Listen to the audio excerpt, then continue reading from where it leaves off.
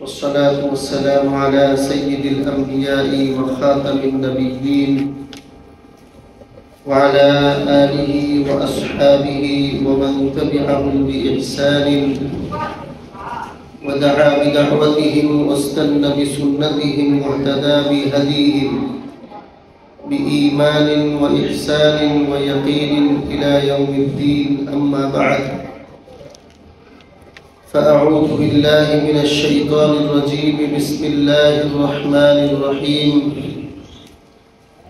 قل أعوذ برب الفلق من شر ما خلق ومن شر غاسق إذا وقب ومن شر النفاثات في العقد ومن شر حاسد إذا حسد. صدق الله العظيم. سبحانك لا علم لنا إلا ما علمتنا إنك أنت العليم الحكيم. اللهم فصل وسلم وبارك على نبيك الكريم وعلى آله وأصحابه أجمعين.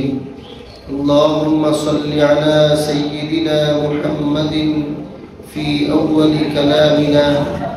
اللهم صل على سيدنا محمد في أوسط كلامنا. اللهم صل على سيدنا محمد في آخر كلامنا.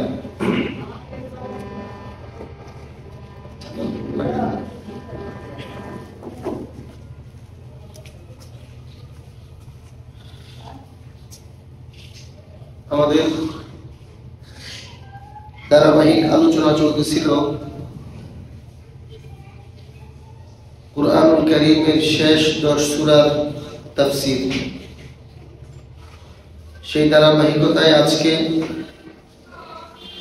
সূরা ফালাক তেলাওয়াত করা হয়েছে।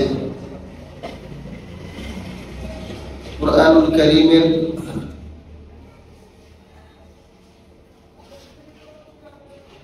সিরিয়ালে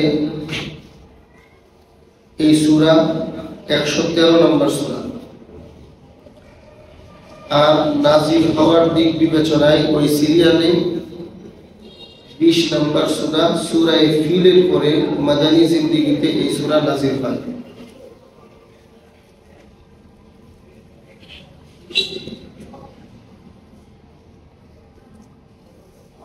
আগের সূরাগুলোর সাথে এই সূরার একটা সম্পর্ক হলো আল্লাহ রাব্বুল আলামিন কুরআনুল কারীমের শেষ দিকে দিন বিজয়ের যে ধারাবাহিকতা আলোচনা করতেছিলেন, সেই ধারাবাহিকতায় সূরা নাসরের দিন বিজয় হয়েছে। দিন বিজয়ের পরে কিছু কাজের ইঙ্গিত ইশারা করেছেন সূরা লাহাবে। দিন বিজয়ের পরে রাষ্ট্র ব্যবস্থাকে স্থিতিশীল এবং স্থায়ী এবং সুন্দর করার জন্য কিছু নির্দেশনা সূরা লাহাবের মধ্যে। এরপরে সূরা ইখলাস আল্লাহ রাব্বুল আলামিনের একত্ববাদকে প্রতিষ্ঠা করার জন্য। এর আগে সূরা নাসরের আগে সূরা কাফিরুনেও আল্লাহ রাব্বুল আলামিন ঈমানের বিষয়টাকে স্পষ্ট করেছেন। ঈমান কি, কুফর কি, ঈমানের সাথে কুফরের কোন সম্পর্ক না, একদম বারাআত সম্পর্ক ছিন্নের ঘোষণা। এবং সেখানে একটা ইঙ্গিত ছিল লাকুম দীনুকুম ওয়ালিয়া দীন। যেহেতু ঈমান, ইসলাম কুফর এবং শিরক থেকে পূর্ণই পবিত্র এবং একদম সামগ্রিকভাবে পৃথক, সুতরাং পশ্চিমকালেও শিরক এবং কুফরের সাথে ঈমান এবং ইসলামের সম্পর্ক হবে না। আর সম্পর্ক না হলে যুদ্ধ অনিবার্য, যুদ্ধের মাধ্যমে বিজয় হবে, যা পরের সূরা সূরা নাসরে আল্লাহ উল্লেখ করেছে। এরপরে বিজয়ের পরে আবার আল্লাহ রাব্বুল আলামিন সূরা ইখলাসের মধ্যে একত্ববাদের বিষয়টা আনছেন, তাওহীদের বিষয়টা এনেছেন। ইসলাম বিজয় হওয়ার পরে ইসলামের মুসলমানদের মূল জিনিস একত্ববাদ এবং তাওহীদের বিশ্বাস, এটাকে প্রতিষ্ঠিত করার জন্য এই বিষয়টাকে আনা হয়েছে সূরা ইখলাস। এখন সব হয়ে গেছে, আল্লাহ রাব্বুল আলামিন জালেমদের পরাজয় দিয়েছেন, ইসলামের স্থায়িত্ব দিয়েছেন, মুহাম্মদুর রাসূলুল্লাহ সাল্লাল্লাহু আলাইহি ওয়া আলিহি ওয়াসাল্লামের শ্রেষ্ঠত্ব বর্ণনা করেছেন, ঈমান কুফরের পার্থক্য হয়েছে, ইসলাম প্রতিষ্ঠাও হয়েছে। ইসলাম প্রতিষ্ঠার পরে টুকটাক আবু লাহাব মার্কা এবং তার স্ত্রীর মতো এরকম কিছু প্রোপাগান্ডা করে ষড়যন্ত্র করে ওদের শায়েস্তা করার বিষয় আলোচনা হয়েছে। এরপরে কুল হুয়াল্লাহু আহাদ, আল্লাহ এক, আল্লাহর একত্ববাদের প্রতিষ্ঠাও হয়েছে। এখন আল্লাহ বলতেছেন এত কিছু যে হয়ে গেল, এখন ইসলাম এবং মুসলমানদের শত্রুদের শত্রুতা বন্ধ হবে না। এখন ইসলাম যেহেতু প্রকাশ্যে প্রতিষ্ঠিত হয়ে গেছে, রাষ্ট্রীয়ভাবে প্রতিষ্ঠিত হয়ে গেছে, ইসলামের শক্তি প্রতিষ্ঠিত হয়ে গেছে, এখন তো আর শক্তি দিয়ে পারবে না, তো গোপনে ষড়যন্ত্র করার চেষ্টা করবে। সেই চেষ্টার একটা বড় মাধ্যম হলো মুসলমানদের নেতৃস্থানীয় ব্যক্তিবর্গের বিরুদ্ধে জাদু করার চেষ্টা করবে। আর কোরআন যখন নাযিল হয় তখন তো আল্লাহ রাসূল দুনিয়াতে আছেন, তো মুসলমানদের নেতৃত্ব আল্লাহ রাসূলের হাতে। এজন্য তখনকার সময়ের ইসলামের শত্রুরা আল্লাহ রাসূলের বিরুদ্ধে জাদু করেছে। তো এখন আল্লাহ রাব্বুল আলামিন প্রকাশ্য শত্রুর বিরুদ্ধে তো জিহাদ হবে এবং হয়েছে। ঈমান, ইসলাম, ইবাদত, পরোপকার, দরিদ্রদের দেখাশোনা, প্রতিবেশীর হক, একে অন্যের সম্মিলনের সম্পর্ক, মহব্বত, নামাজের গুরুত্ব, যাকাতের গুরুত্ব, হজের গুরুত্ব, সবকিছু কিন্তু ধাপে ধাপে আপনাদের মনে থাকার কথা এগুলো গিয়েছে। এই সব কিছুর ভিত্তিতে এরপরে জিহাদ ছাড়া কুফরের শক্তিটাকে ধ্বংস করা সম্ভব হয় না, এজন্য জিহাদও হয়েছে। সূরা কাফিরুনে জিহাদের হুমকি দেওয়া হয়েছিল যে জিহাদ হবে তোমাদের সাথে, তোমরা এমনি তো শায়েস্তা হবে না, কারণ আসহাবে ফিলের পরে তোমরা ষড়যন্ত্র করেই গিয়েছো, নবীজির বিরুদ্ধে ষড়যন্ত্র করেই গিয়েছো, এর মানে তোমরা এমনিতে শান্ত থাকার মানুষ না। এজন্য লাকুম দীনুকুম ওয়ালিয়া দীনের ইশারা হলো যুদ্ধ হবে তোমাদেরকে। এখনো যারা ভালো হও নাই তোমাদের ঘাড়ে আঘাত করে তোমাদেরকে শেষ করে দেওয়া হবে এবং ইসলামকে প্রতিষ্ঠিত করা হবে। যার কারণে ইসলামের শত্রুরা প্রকাশিত আর উঠবে না, এখন আর ওঠার ক্ষমতা নাই ওদের। সূরা নাসরে আল্লাহ রাব্বুল আলামিন যে মক্কা বিজয়ের দিকে ইশারা করেছেন, এই মক্কা বিজয়ের পরে আল্লাহ রাসূল বিদায় হজের ভাষণে বলেছেন, নবীজির পবিত্র পা মুবারকের দিকে ইশারা করে নবীজি বলেছেন, কুল্লু শাইইন মিন আমরিল জাহিলিয়া তাহতা কাদামি। নবী করিম আলাইহিস সালাতু ওয়াস সালাম বলেছেন, এখন আর ইসলাম বিরোধী শক্তির কোন শক্তি প্রকাশ্যে আসার সম্ভাবনা নাই, শেষ করে দিয়েছি আমি। আল্লাহ রাব্বুল আলামিনের হুকুমে, আল্লাহর সাহায্যে বদর থেকে শুরু হয়েছে। ইদা জাআ নাসরুল্লাহি ওয়াল ফাth, এই ফাth হলো ফাথে মক্কা, মক্কা বিজয়। বদর থেকে শুরু হয়েছিল, মক্কা বিজয় হয়েছে। ধারাবাহিকতায় প্রত্যেকটা যুদ্ধে ওদেরকে এমন ভাবে দমন করা হয়েছে, বদরে তো একদম কচুকাটা করে দেওয়া হয়েছে,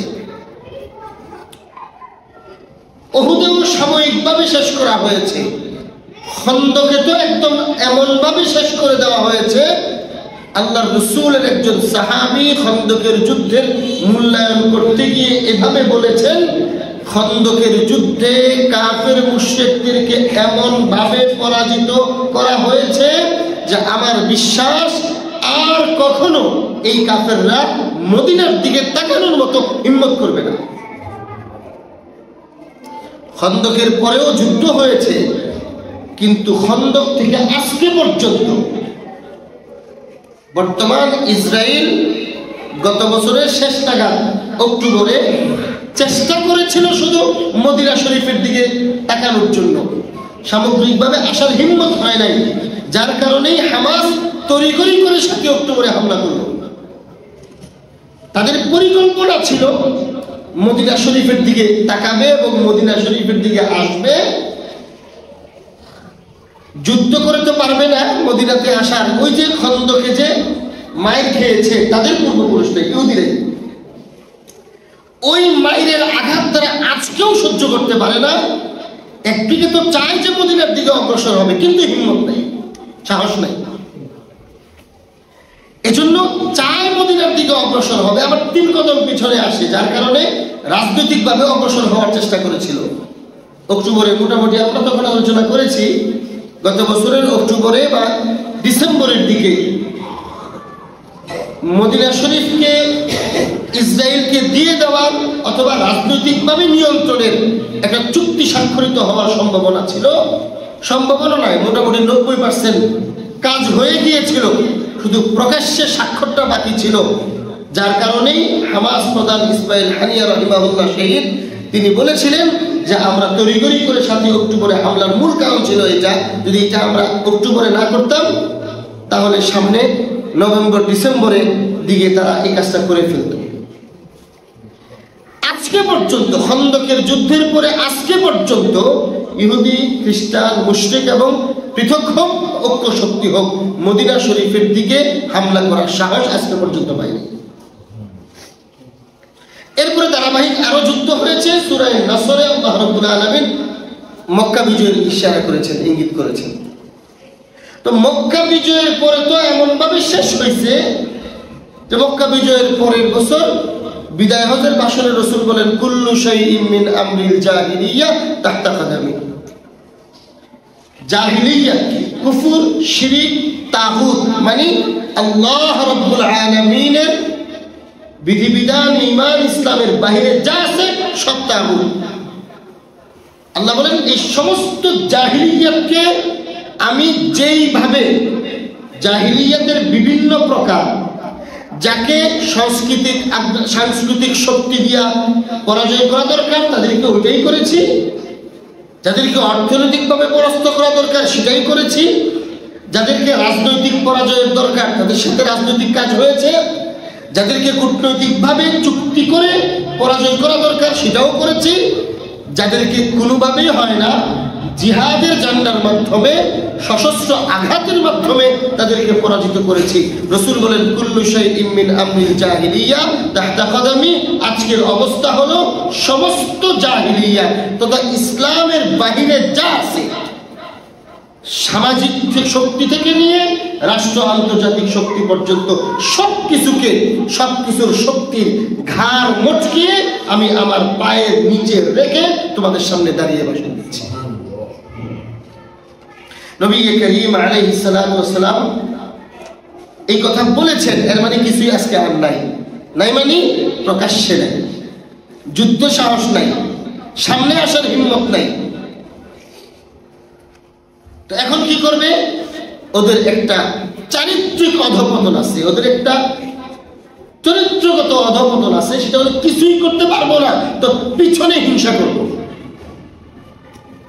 এই সূরা ফালাকে আল্লাহ রাব্বুল আলামিন ইশারা করতেছেন ওইটাই, যে ওরা প্রকাশ্যে পরাজয়ের পরে মনে তো পরাজয়ের গ্লানি আছে, ওইটা নিয়া এখন তাদের টার্গেট হলো পিছনে কিভাবে তাদেরকে হেস করে যায়। তো কি করবে? জাদু করবে, হিংসা করবে, প্রোপাগান্ডা করবে, ষড়যন্ত্র করবে, অপপ্রচার করবে। আমরা আলোচনা শুরুই করেছিলাম যে কুরআনুল কারীমের তাফসীরকে আজকের সময়ের সাথে মিলাইতে হয়।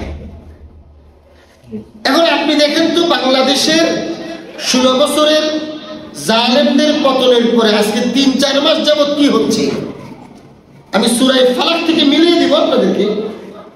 ভূমিকাটা শুধু উপস্থাপন করলাম। মিলা দেখেন তো, এদের এখন আর প্রকাশ্যে শক্তি খাটানোর ক্ষমতা নাই, সাহস নাই, হিম্মত নাই।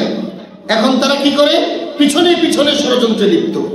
আজকে 3-4 মাসে তারা কি না করছে এটা আপনাদেরকে বলে বোঝানোর দরকার নাই। আপনারা সচেতন মানুষ, সবাই আপনারা জানেন। শুধু কোরআনের এই আয়াতের সাথে মিলায় নেন, শুধু আপনারা মনে মনে। ষড়যন্ত্র করতেছে, অপপ্রচার করতেছে, প্রোপাগান্ডা করতেছে, হিংসা করছে। এবং আমি আগেও বলছি, আমাদের সরকারের পতন মানে এই দেশের সরকারের পতন নয়, মূলত এটা হিন্দুত্ববাদের পতন। যার কারণে ওরা প্রকাশ্যে অপ্রকাশ্যে গোপনে এই সরকারের পতনের এক থেকে শুরু করেছিল, কিন্তু সরকারের পতনের পরে এটা আরো বাড়িয়ে দিয়েছে। সেটা হলো জাদু করার মাধ্যমেও এই দেশের নেতৃত্বকে, বিশেষভাবে মুসলিম নেতৃত্বকে কন্ট্রোল করার চেষ্টা করতেছে। এটা আমার কাছে প্রমাণ আছে, এটা প্রকাশ হয়েছে।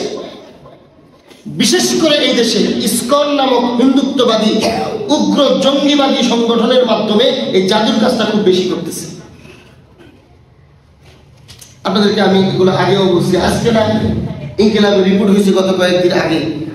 আপনাদের অনেকের মনে থাকার কথা, আমি আরো 1-1.5 বছর আগেই বলেছিলাম, ইসকন যদিও এই দেশে হিন্দুদের একটি সংগঠন প্রকাশ্যে ওরা দাবি করে এবং আপনারা মনে করেন, কিন্তু মূলত ইসকন হলো ইহুদিদের একটা পরিচালিত সংগঠন। এখন তো একদম রিপোর্ট হয়েছে দালিলিকভাবে। আলহামদুলিল্লাহ, আমাদের মুরব্বীদের তত্ত্বাবধানে আমরা দুনিয়ার অবস্থা যা কোরআন সুন্নাহর আলোকে গবেষণা করি, সেখান থেকে আমরা এগুলো আগামী জানার সুযোগ হয়। আলহামদুলিল্লাহ, আজকে রিপোর্টও হয়েছে, ইহুদিরা তৈরি করেছে। সেদিন আপনাদের মনে থাকার কথা অথবা মনে নাই, আমি বিস্তারিতই বলেছিলাম। তো এদের মাধ্যমে জাদুটাও করছে। তো আল্লাহ তাআলা বলতেছেন, বিজয় হয়ে যাওয়ার পরে ওই পরাজিত শক্তি কি করে? অপপ্রচার করে, হিংসা করে, প্রোপাগান্ডা করে, পিছনে ষড়যন্ত্র করে এবং জাদু করে। তো আল্লাহ রাব্বুল আলামিন এই আয়াত নাযিল করছেন কেন? ওদের ওই পিছনে গোপনের যতগুলো ষড়যন্ত্র আছে, অপপ্রচার এবং প্রোপাগান্ডা, এগুলো থেকে প্রতিদানের জন্য, বাঁচার জন্য তোমাদের সচেতনতা তো অবশ্যই লাগবে। পাশাপাশি সবচেয়ে বড় শক্তি হিসাবে তোমাদেরকে 2টা সূরা দিলাম। এই সূরা দিয়া কোরআন শরীফ শেষ করে দিলেন। এর মানে কি? কোরআন আসছে কেন? লিইউযহিরাহু আলা দ্বীনি কুল্লিহির জন্য, দ্বীন বিজয়ের জন্য, রাজনৈতিকভাবে। এখন বিজয়ের ধারাবাহিকতা শেষ করে শেষ কি সমস্যার সম্মুখীন তোমরা হতে পারো? জাদুর সম্মুখীন হতে পারো, এবং নবীজিও সেটাই হয়েছে। অপপ্রচারের সম্মুখীন হতে পারো, হিংসার সম্মুখীন হতে পারো, প্রোপাগান্ডার সম্মুখীন হতে পারো। নাও এখন এগুলা থেকে পরিত্রাণের 2টা সূরা তোমাদেরকে দিয়ে দিলাম, 11টা আয়াত বাস। নবী করিম আলাইহিস সালাতু ওয়াস সালাম কুরআনুল কারীমের শেষ এই 2 সূরা সম্পর্কে এইভাবে বলেছেন। সূরা ফালাক এবং সূরা নাস, এই 2টা সূরা আল্লাহ রাব্বুল আলামিন আমাদের জন্য এমন পাওয়ারফুল একটা শক্তি হিসাবে দিয়েছেন, উপহার দিয়েছেন। আল্লাহ তাআলা আদম আলাইহিস সালাম থেকে ঈসা আলা নবিয়িনা ওয়া আলাইহিস সালাতু ওয়াত তাসলিম পর্যন্ত কোন নবী, কোন উম্মতকে এই পাওয়ারফুল শক্তি দেন নাই। মুফাসসিরিন کرام, এই মুহাদ্দিসিন کرام এই হাদিসের ব্যাখ্যায় লিখেছেন, এই 2 সূরা এমন পাওয়ারফুল আমল যেটা আল্লাহ তাআলা তাওরাত, জবুর, ইনজিলেও দেন নাই। কোন নবীদের সহিফাতেও আল্লাহ দেন নাই। কোন নবী এবং নবীর উম্মতকে এই সংক্রান্ত আমল তো অবশ্যই দিয়েছেন, কিন্তু এই সংক্রান্ত আমলের সবচেয়ে পাওয়ারফুল আমল হলো সূরা ফালাক, সূরা নাস। খুদ মুফাসসিরিন کرام এই পর্যন্ত লিখেছেন, কুরআনুল কারীমেও এই 2 সূরার সমপরিমাণ পাওয়ারফুল আমল আর কোথাও নেই। হ্যাঁ, ফজিলতের দিক থেকে আয়াতুল কুরসি, সূরা বাকারার শেষ আয়াত, সূরা হাশরের শেষ আয়াত, আরো কিছু সূরা, এগুলো ফজিলতের কথা আপনারা শুনেন। তবে ওইগুলোর শক্তি হলো সামগ্রিক। কিন্তু পরাজিত শক্তির সেই পরাজিত শক্তি আপনার ব্যক্তিগত পরাজিত শক্তি হোক, অনেক সময় আপনার সাথে কেউ ঝগড়া বিবাদ হয়, সে পরাজিত হয়। কখনো ফ্যামিলিগত গন্ডগোল হয়, সেখানে একদল পরাজিত হয়। পরাজিত শক্তি আপনার ব্যক্তিগত শত্রু হোক, আপনার পারিবারিক শত্রু হোক, সামাজিক শত্রু হোক, রাষ্ট্রীয় শত্রু হোক, ধর্মীয় শত্রু হোক, পরাজিত শক্তি পরাজয়ের পরে প্রোপাগান্ডা করে, অপপ্রচার করে, গোপনে ষড়যন্ত্র করে, জাদু করে। এটা আপনাকে ব্যক্তিগতভাবেও করতে পারে, ব্যক্তিগত শত্রু হইলে, পারিবারিক শত্রু হলে তারাও পরিবারে করতে পারে, রাজনৈতিক শত্রু হলে রাজনৈতিক প্রতিপক্ষকে করতে পারে, ধর্মীয় শত্রু হলে অমুক আলেম বেড়ে গেল কেন, অমুক আলেম এরকম করে কেন, এরকম অন্য কোনো আলেম দিয়া, এটাও হতে পারে। মানে পরাজিত শক্তি যেই হোক, অথবা রাজনৈতিক রাষ্ট্রীয়ভাবেও হতে পারে, ধর্মীয়ভাবেও হতে পারে। তো আল্লাহ রাব্বুল আলামিন পরাজিত শক্তির হিংসা, প্রোপাগান্ডা এবং বিশেষভাবে জাদু, বদনজর, অপপ্রচার থেকে বাঁচার জন্য, এই সংক্রান্ত সমস্যা থেকে বাঁচার জন্য এই দুই সূরার সমকক্ষ কোরআনেও কোনো আয়াত নাই, মুফাসসিরিনে কেরাম লিখেছেন। এবং কোন উম্মতের কাছে আল্লাহ দেন নাই, কোন নবীদেরকে আল্লাহ দেন নাই, এত পাওয়ারফুল দিয়েছেন। কেন দিয়েছেন আপনারা বুঝালেন, ভূমিকা থেকে বুঝেন। কত বড় শত্রু থেকে বাঁচার জন্য এটা আমল, বুঝতেছেন? আল্লাহ রাসূল কি বলছেন? বদরের কথা চিন্তা করেন, উহুদের কথা চিন্তা করেন, খন্দকের কথা চিন্তা করেন, হুনাইনের কথা চিন্তা করেন, তাবুকের কথা চিন্তা করেন। আল্লাহ রাসূলের শত্রুদের কথা চিন্তা করেন, মক্কার জীবনের 13 বছরের কথা চিন্তা করেন, আবু জেহেলের কথা ভাবেন, আবু লাহাবের কথা ভাবেন। এগুলো তো জানেন আপনারা, এরা কত বড় বড় শক্তি। ওরা যখন পরাজিত হয়ে গেছে রাসূলকে এবং ওদেরকে পরাজিত করে রাসূল দাঁড়িয়ে সারা দুনিয়াকে চ্যালেঞ্জ করে কি বলেন? কুল্লু শাইইন মিন আমরিল জাহিলিয়্যাহ তাহতা কদামি। সমস্ত জাহিলিয়াত আমার পায়ের নিচে। মানে কি? কিছুদিন আগেও যে মক্কায়, 1 বছর আগে আমাদের মক্কা বিজয়ের আগেও যে মক্কায় 360 মূর্তি ছিল, ওই মূর্তি আমার পায়ের নিচে। কুল্লু শাইইন মিন আমরিল জাহিলিয়্যাহ অর্থ কি? আজকে কি অর্থ? হিন্দুত্ববাদের রাম রাজ্য বানানো যে তারা স্বপ্ন দেখে, রাম মন্দির, আমাদের মসজিদে বাবরি মসজিদ ভেঙে রাম মন্দির বানাইছে। আল কুল্লু শাইইন মিন আমরিল জাহিলিয়্যাহ এর অর্থ হলো তাদের রাম মন্দিরের যে শক্তি, তারা যে বলে যে রামের মূর্তি বানায়া শক্তি সঞ্চয় করেছে, তারা ওই রামের মূর্তির দিকে, রামের মন্দিরের দিকে ইশারা করে রাসূল আজ থেকে 1400 বছর আগে বলছেন কুল্লু শাইইন মিন আমরিল জাহিলিয়্যাহ তাহতা কদামি। রাম রাজ্যের শক্তির মূল যে উৎস, রামের মন্দির আর মূর্তি, এই মূর্তি এবং তার শক্তি এবং উৎস সবকিছু আল্লাহ রাসূল বলে আমার পায়ের নিচে। এটা কি সহজ কথা? এটা কি সহজ কথা? তো এই জন্য এত বড় পাওয়ারফুল শক্তি, এত বড় পাওয়ার নিয়ে তো বিরুদ্ধে আসবে। এই জন্য আল্লাহ তাআলাও প্রতিষেধক হিসাবে এত বড় পাওয়ারফুল আমল না দিলে কেমনে হবে? দাজ্জালের মতো পাওয়ারফুল শক্তি আসবে, যেই শক্তির ভয় অন্য নবীরা তার উম্মতকে দিয়েছেন। আপনি চিন্তা করেন তো, এত বড় পাওয়ারফুল শক্তি, যেই শত্রুকে আল্লাহ তাআলা কোন নবীদেরকে দেন নাই। দাজ্জাল এমন একটা মুসলমানদের শক্তি, শত্রু শক্তি, যে শক্তি, এত বড় শক্তি কোন নবীর উম্মতকে আল্লাহ দেন নাই। তাহলে এই শক্তির মোকাবেলা করার জন্য আল্লাহ তো আমাদেরকে পাওয়ারফুল শক্তি দেওয়া দরকার। এই জন্য সূরা নাস ফালাক এমন দিয়েছেন, মুফাসসিরিনে কেরাম বলেন, রাসূলও বলছেন, মুফাসসিরিনে কেরাম বলেন যে এত বড় শক্তি আল্লাহ কোন নবী এবং কোন উম্মতকে দেন নাই। খুদ কুরআনুল কারীমেও এই সংক্রান্ত প্রতিষেধক হিসাবে এই 2 সূরা সমকক্ষ কোনো আয়াত নাই। আমরা এই সূরাটাকে কিচ্ছুই মনে করি না। এখন আপনি বুঝেন এই সূরাটা কত গুরুত্বপূর্ণ এবং এই সূরার অন্তর্নিহিত শক্তি এবং প্রভাব কত বড়। কেন দিয়েছেন? এই জন্য দিয়েছেন। অনেকে মনে করে বদনজর লাগছে, সূরা নাস ফালাক করে ফু দাও। অবশ্যই ফু দেন, কিন্তু এত ছোট কাজের জন্য এত বড় পাওয়ারফুল শক্তি আল্লাহ দেন নাই তো। এটা অনেক বড় পাওয়ারফুল শক্তি। কেন?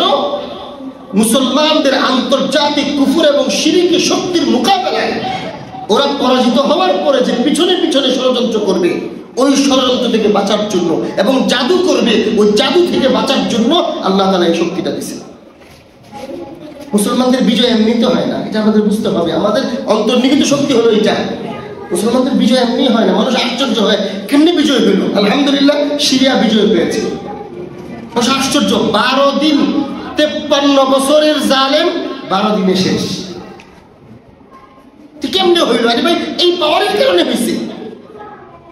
এবং আলহামদুলিল্লাহ আপনারা মনে করেন এরা শুধুমাত্র যোদ্ধা, আমাদের দেশের সেনাবাহিনীর সাথে ওদের কি মিলায় না, ওদের নামাজ কাজা হয় না, ওদের দৈনিক কোরআন তেলাওয়াত কাজা হয় না, জানেন আপনারা? ওদের দৈনিক কোরআন তেলাওয়াত কাজা হয় না, ওদের দৈনিক সকাল সন্ধ্যার জিকির কাজা হয় না। আমরা তো ব্যস্ত, আমরা পারি না। ওরা পৃথিবীর এত বড় শক্তির বিরুদ্ধে চ্যালেঞ্জ হিসাবে যুদ্ধও করে।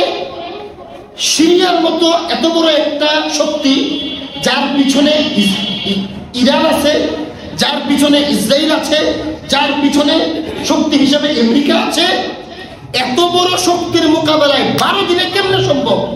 এই জন্যই সম্ভব হয়েছে, ওরা আল্লাহর উপরে পূর্ণ আস্থা ও বিশ্বাস রেখেছে। ওরা আল্লাহর দেওয়া সবচেয়ে বড় অস্ত্র, রুহানি অস্ত্র সূরা নাস ফালাককে ওরা ওদের নিজের জীবনকে মাধ্যম বানিয়ে নিয়েছে। কোরআনকে ওরা ওদের নিজের জীবনের আমলের মাধ্যম বানিয়ে নিয়েছে। আর কিছু হোক আর না হোক, দৈনন্দিন কোরআন কাজা হয় না, তেলাওয়াত করা। আর কিছু হোক না হোক, সকাল সন্ধ্যার জিকির কাজা হয় না। আর কিছু না হোক, হোক আর না হোক, প্রতিদিন নির্ধারিত সময় আল্লাহ রাসূলের শানে আকদাসে দুরূদ শরীফ পড়া তাদের কাজা হয় না। এই জন্য এরা পারছে। তো আল্লাহ রাব্বুল আলামিন আমাদেরকে সূরা এটাই ইশারা করছেন, ধারাবাহিক বিশ্বাসিত সূরা। বিজয়ের পরে এখন এই পরাজিত শক্তি কি করবে?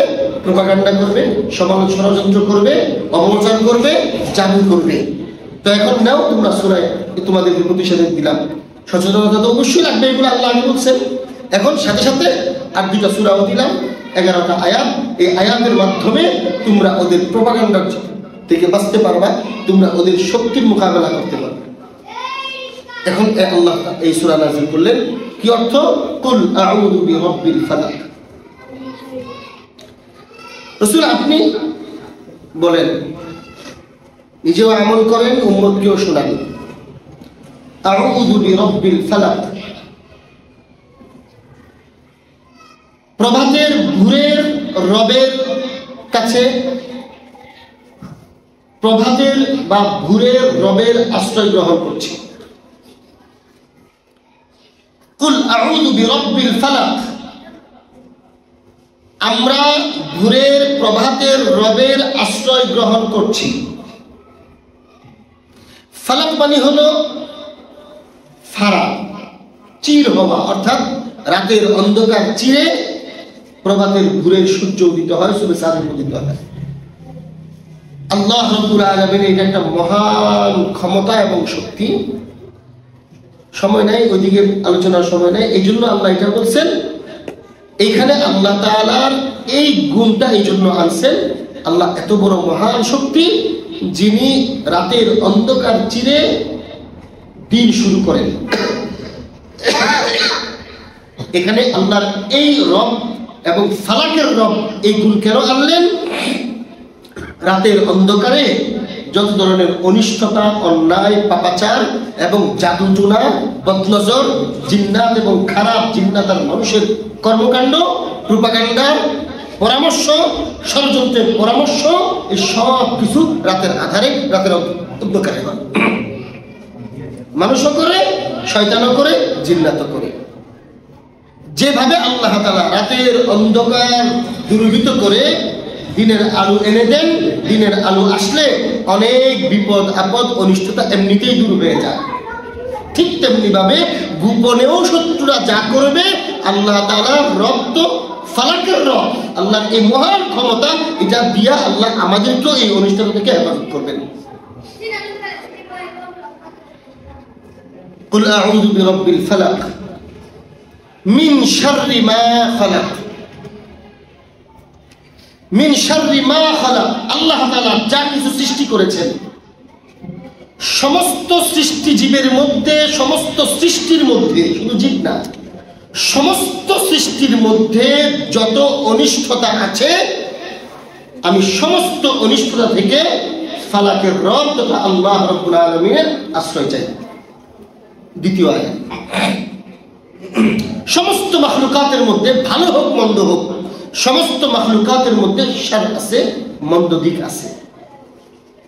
তো সমস্ত মাখলুকাতের মধ্যেই মন্দের দিক যতটুকু আছে সমস্ত মন্দের কাছ থেকে আমি আমার রবের আশ্রয় চাই, আল্লাহর কাছে পানা চাই।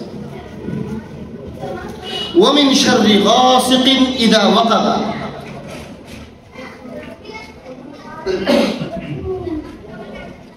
রাতের অন্ধকারের মন্দ প্রভাব থেকে যখন অন্ধকার ছেয়ে যায় সারা দুনিয়াতে, ওই সময়ে অন্ধকার ছেয়ে যাওয়ার পরে, এই অন্ধকার ছেয়ে যাওয়ার পরে ওই সময়ে যত অনিষ্টতা জন্ম হয় সমস্ত অনিষ্টতা থেকে আমি আল্লাহর কাছে পানা চাই। দুনিয়ার সমস্ত অনিষ্টতার মূল রাতের বেলায়, এটা একটু আগেও বললাম, মুফাসসিরিনে কেরাম এটা লম্বা আলোচনাও করেছে। জাদুটনাও ওই সময় হয়, ষড়যন্ত্র পরামর্শ ওই সময় হয়, চুপচাপ করে হয়, মানুষ সবাই ঘুমায়, আপনি ঘুমাইতেছেন আরামে, আপনার বিরুদ্ধে আপনাকে মারা ফেলা ষড়যন্ত্র চলতেছে, ব্যক্তিগত শত্রুরা এগুলা করে। এবং জিন্নাতের শত্রুতা তো আছেই, বদনজর, এগুলা সব। এবং বিশেষ করে এটা তো জাদুর ব্যাপারে আসছে, বিশেষ করে খারাপ জাদু যেগুলো করা হয় ওইগুলাও রাতের অন্ধকারেই করে। ওয়া মিন শাররিন নাফাসাতি ফিল উকাদ, ওই সমস্ত জাদুওয়ালা জাদুকারিনী নারী যারা গিটুর মধ্যে গিরার মধ্যে ফুৎকার দেয়।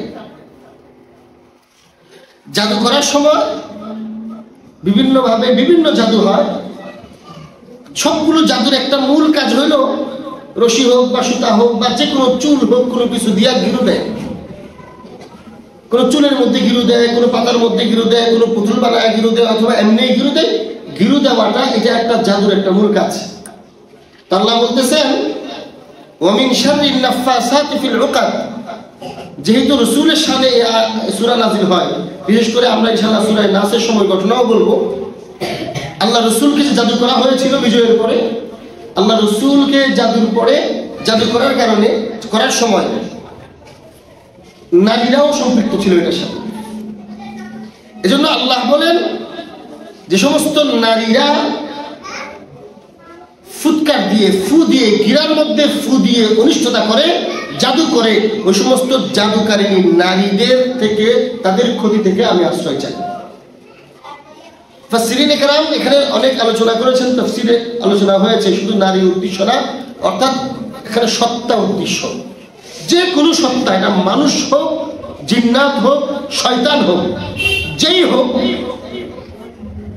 যারা জাদু করে, মানুষের মধ্যে নারী হোক বা পুরুষ হোক, সমস্ত জাদুকরদের জাদুর প্রভাব থেকে আল্লাহ আমি আপনার কাছে পানা চাই। এখানে আরেকটা অর্থ হলো, হযরত উবাইদুল্লাহ সিন্দি রহমতুল্লাহি আলাইহি লিখেছেন, এখানের আরেকটা অনিবার্য অর্থ হলো পরাজিত শত্রুতা করে, ষড়যন্ত্র করে, অপপ্রচার করে।